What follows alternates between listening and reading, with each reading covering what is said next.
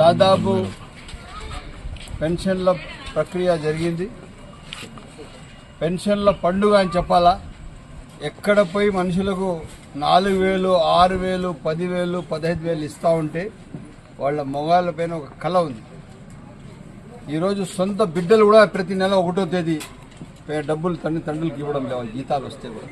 కాకపోతే ప్రభుత్వం మాత్రం ఒక బాధ్యత తీసుకున్నది.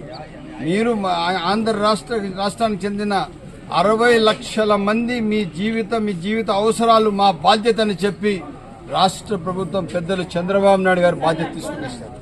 ఈ 60 లక్షల మందికి 4,000 పెన్షన్లు దాదాపు ఉన్నాయి, 6,000 పెన్షన్లు ఉన్నాయి, 10,000 ఉన్నాయి. 15,000 ఇచ్చిన వాళ్లకు ముందు పట్టించుకునే వాళ్ళు కాదు, టోటల్ బెడ్ రిడన్. వాళ్ళకు మూల పడిపోయినారు, వాళ్ళకు పట్టించుకునే వాళ్ళు లేరు. ఈ 15,000 వస్తానే ఇంటి వాళ్ళంతా వాళ్ళు ఏం చేస్తున్నారంటే వాళ్ళు చాలా భద్రంగా చూసుకుంటూ ఉంటారు.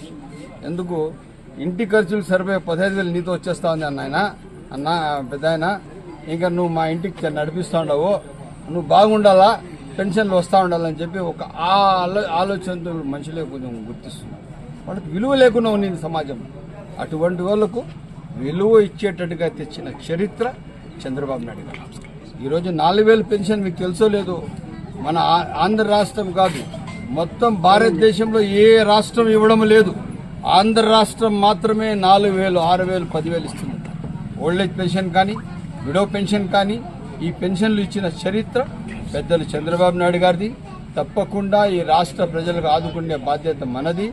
ఈ 60 లక్షల మందికి ఈరోజు పెన్షన్లు ప్రతి 1వ తేదీ హాలిడే ఉంటే 31వ తేదీ మీకు డబ్బులు మళ్ళా ఎక్కడ కూడా మీకు వెనకబడలేదు. అందుకోసం మీరు ఇంకా వైసీపీ వాళ్ళు బయటకు వస్తారు, వాళ్ళు అవి మాటలు చెప్తారు, ఆ మాటలు మనం నమ్మకూడదు. ఈరోజు రాష్ట్ర పరిస్థితి బాగలేదు. రాష్ట్రంలో ఆర్థికంగా అతలాకుతలంగా మారిపోయింది, ఆర్థికంగా నిర్వీర్యమైపోయింది. ఇటువంటి పరిస్థితుల్లో కూడా ఇంత పెద్ద పెన్షన్ ఇవ్వడం చాలా కష్టకాలం. అయినా కూడా ప్రభుత్వం బాధ్యత ఉంది, పెద్దలు చంద్రబాబు నాయుడు గారు బాధ్యత ఉన్నారు. అదే బాధ్యతతో మీరు ప్రజలు కూడా ఉండాలని చెప్పి సవినయం కోరుతున్నాను. నారా చంద్రబాబు నాయుడు గారి నాయకత్వం. హలో.